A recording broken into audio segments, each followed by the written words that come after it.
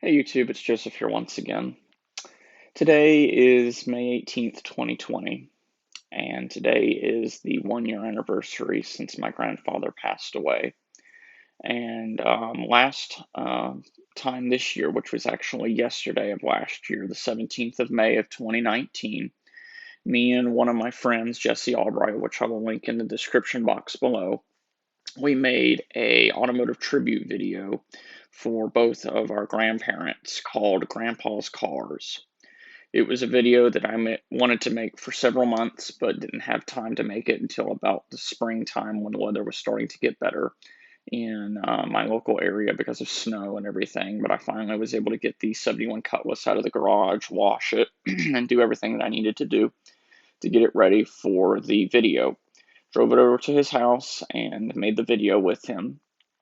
But just wanted to make this video because, again, it's the 1 year anniversary since my grandfather passed away. And thought I would upload the tribute video to my channel. Should have uploaded it sooner, but just felt that it might be better just to wait until today. So if you like the video, be sure to give it a like. Go follow Jesse because he helped compile the video. And we may be making future episodes sometime this summer. So hope y'all enjoy. And this video, again, is in loving memory of my grandfather. So thanks for watching. Okay, we'll go ahead. So, my name's Joseph, and this is Jesse, and we're going to be doing a video called Grandpa's Cars. 1, 2, 3, 4.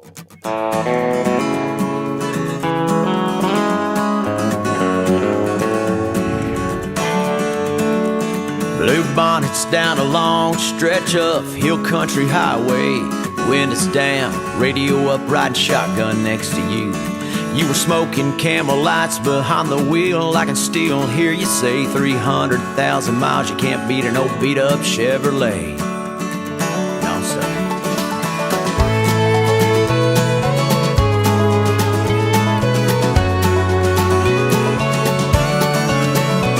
Well, Granny's in the kitchen, smell of fried chicken. I might as well tell you the story about the car I have. It's a 1971 Oldsmobile Cutlass S trim. 355/7, 3-speed automatic. It was owned by my grandfather for over a decade, from 2008 to 2019. And so one of the stories I'll go on and tell you is a car had been sitting for about a year, and we went out to try and start it. And when we went to try and start it, the vehicle turned over and turned over and turned over. My grandfather tried to start it and wouldn't run.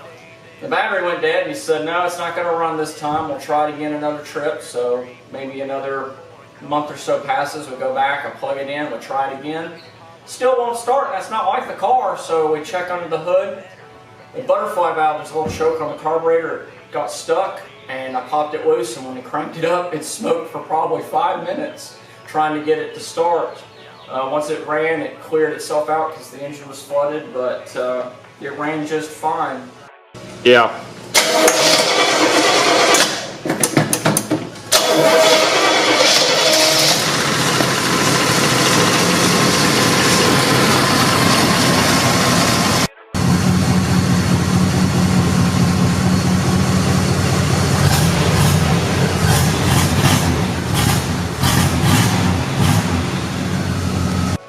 And Jesse, your truck is?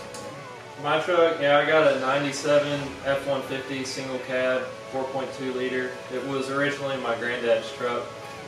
He bought it from his neighbor, and his neighbor had become handicapped, so it just sat in his garage all the time, and so he decided to sell it to my granddad.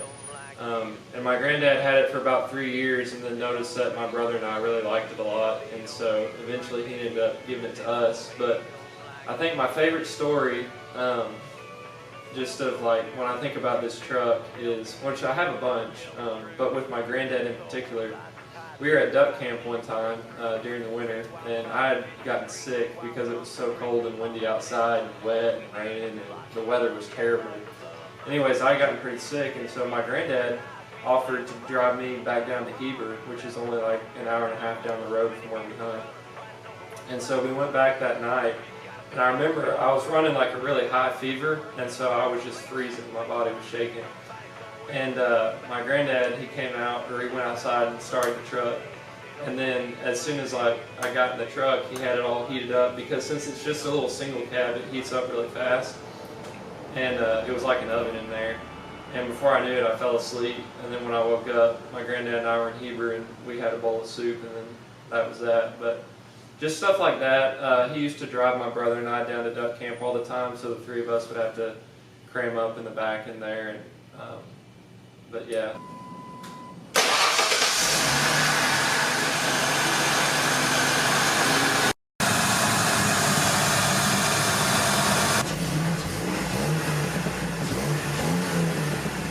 I've gotten stuck in this thing a bunch of times. You might want to cut it at some point, genius.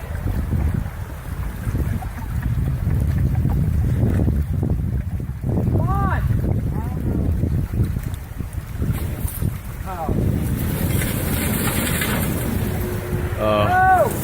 Oh, dang it. Whoa, whoa, whoa, whoa. Look, get back up. Get back up. Oh.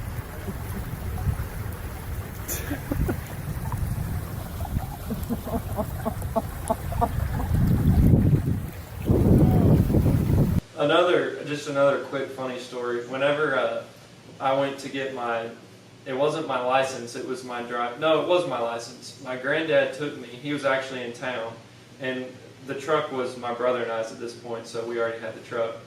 But my granddad took me up to the DMV or wherever to get my license, and so my brother and I, we loaded up and we went. And on the way back, my granddad was like, "Well, son, you're a driver now, so why don't you drive us?" And I was like, "Okay." And we had to stop by Walmart. I don't remember why. And as soon as we get to Walmart, I come up to like my first, stop sign, I guess, as a licensed driver, and just without even thinking about it, I just blow straight through it. And my granddad's like, "What are you doing, son?" And I was like, "Oh, sorry, granddaddy." And it was funny because, the thing about granddaddy is he's always real positive about everything, so we just laughed it off. But that's the other thing I remember is as soon as I got my license, I was blowing through stop signs and stuff.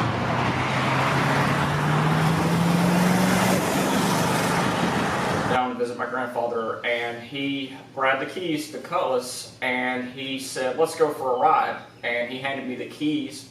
And he lives on a lake, and it's a big cul-de-sac basically. We took it around the cul-de-sac lake, and we put it back in the driveway, and then there was a sofa that was sitting in his garage at the time, and he sat down. We talked for a while, and then he told me, he said, "So, what do you think of the car?" And I said, "Drives like a dream." And he said, "No car drives like a vehicle from the 70s with that power steering." He said, "You can drive it with one finger." Yeah. And he says, "Until you drive a car from the 70s, you don't know what true American classics are like." But anyways, we hope you all enjoyed this video of, looking at some old classics in our granddad's cars, and I hope you enjoyed the stories that went with them. But anyways, thank you for your time, and this is Old Joseph and I signing off. So see you guys. We'll see you in the next one. Those old country songs are sounding better than ever before. They don't make them like they used to. They don't make them like they used to